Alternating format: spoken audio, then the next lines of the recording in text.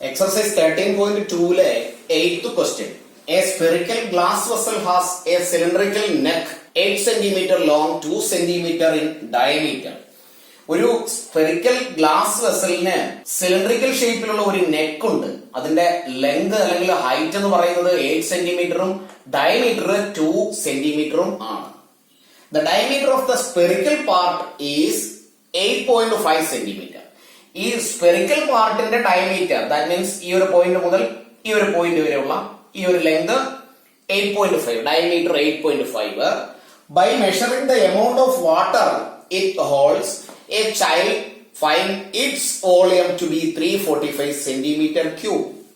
Check whether she is correct taking the above as inside measurement.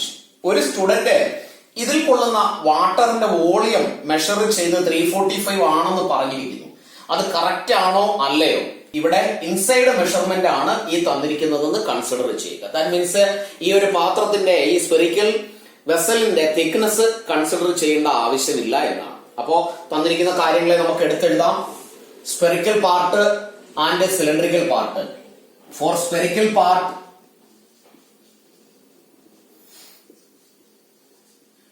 അതിന് diameter മാത്രമേ ഉള്ളൂ. Diameter d is equal to 8.5, then radius is equal to 8.5 divided by 2.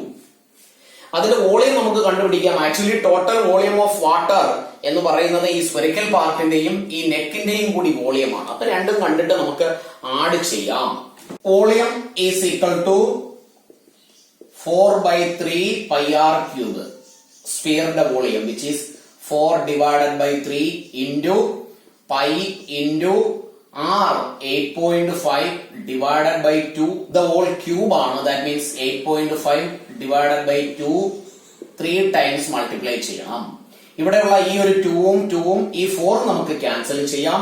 Left with 8.5 into 8.5 into 8.5 2 into 3 which is 6 into pi. ഇവിടെയുള്ള ഈ decimal പാർട്ടിനെ കൂടി നമുക്ക് fraction ആക്കുകയാണെങ്കിൽ 8.5നെ നമുക്ക് 85/10 എന്ന് എഴുതാം. അടുത്ത 8.5നെ നമുക്ക് 85/10 എന്ന് എഴുതാം. അടുത്ത 8.5നെയും 85/10 എന്ന് എഴുതാം. പൈയുടെ വാല്യൂ അത് തൽക്കാലം നമുക്ക് അങ്ങനെ തന്നെ എഴുതാം. അടുത്ത സ്റ്റെപ്പിൽ അതിനെ ആഡ് ചെയ്ത് എഴുതാം. നെക്സ്റ്റ് സിലിണ്ടറിക്കൽ പോർഷനിലേക്ക് പോകാം. ഫോർ സിലിണ്ടറിക്കൽ പാർട്ട്,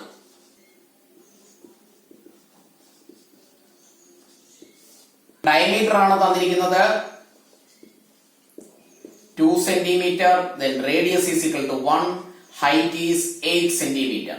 വോളിയം കണ്ടുപിടിക്കാം. വോളിയം കണ്ടുപിടിക്കാനുള്ള equation pi r square h ആണ്, which is pi into radius 1 ആണ്, 1ന്റെ square into height 8. That means 8 into 1 8 തന്നെയാണ്, 8 pi സെന്റിമീറ്റർ ക്യൂബ് എന്ന് എഴുതാം. ഇവിടെയുമുള്ള യൂണിറ്റ് സെന്റിമീറ്റർ ക്യൂബ് തന്നെയാണ്. അങ്ങനെയാണെങ്കിൽ നമുക്ക് ടോട്ടൽ വോളിയം എഴുതാം. Therefore total volume is equal to volume of spherical part plus volume of cylindrical part is equal to 85 into 85 into 85 divided by 1000 into, ഇവിടെ നമ്മൾ എഴുതിയപ്പോൾ ഒരു 6 divided by 6 ഡിനോമിനേറ്ററിൽ മിസ് ചെയ്തിട്ടുണ്ട്. ഇവിടെ നമ്മളത് എഴുതാൻ വിട്ടുപോയതാണ്. അപ്പോ അതുകൂടി ഇവിടെ എഴുതാം. 6 അതിനുശേഷമുള്ള ഇൻറ്റു പൈ പ്ലസ് രണ്ടാമത്തെ സിലിണ്ടറിന്റെ വോളിയം 8 പൈ. ഇവിടെ നമുക്ക് കോമൺ ആയിട്ടുള്ള പൈ ബ്രാക്കറ്റിന് പുറത്ത് എഴുതാം. Into 85 into 85 into 85 which is 614125 divided by 1000 into 6 plus 8. 8 ഒരു ഡിനോമിനേറ്റർ 1 കൺസിഡർ ചെയ്യാം.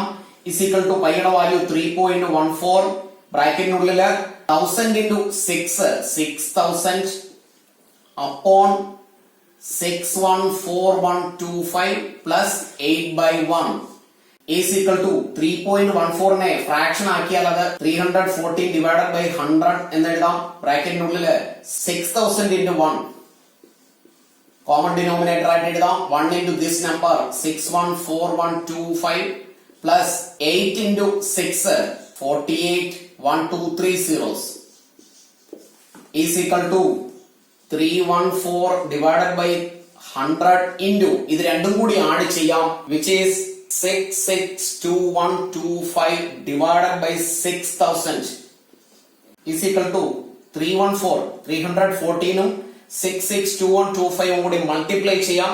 മൾട്ടിപ്ലൈ ചെയ്താൽ ആൻസർ വിൽ ബി 2079072550 എന്ന ആൻസർ കിട്ടും. Divided by 6000 into 100. ഇതിനെ നമ്മൾ സിംപ്ലിഫൈ ചെയ്യുമ്പോൾ ഈ ഒരു നമ്പറിനെ ന്യൂമറേറ്ററിനെ 6 കൊണ്ട് ഡിവൈഡ് ചെയ്യാം. അല്ലെങ്കിൽ അതിനെ നമുക്ക് മറ്റൊരു തരത്തിൽ ഇങ്ങനെ എഴുതാം, 2079072550 divided by 6 into 1 2 3 4 5 zeros 1 2 3 4 5 zeros. ഈ നമ്പറിനെ നമ്മൾ 6 കൊണ്ട് ഡിവൈഡ് ചെയ്താൽ answer will be 346512 point some value കിട്ടും.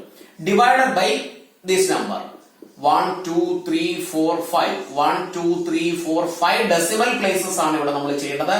1 2 3 4 5 decimal places, that means 346.512 centimeter cube എന്ന ആൻസർ കിട്ടും.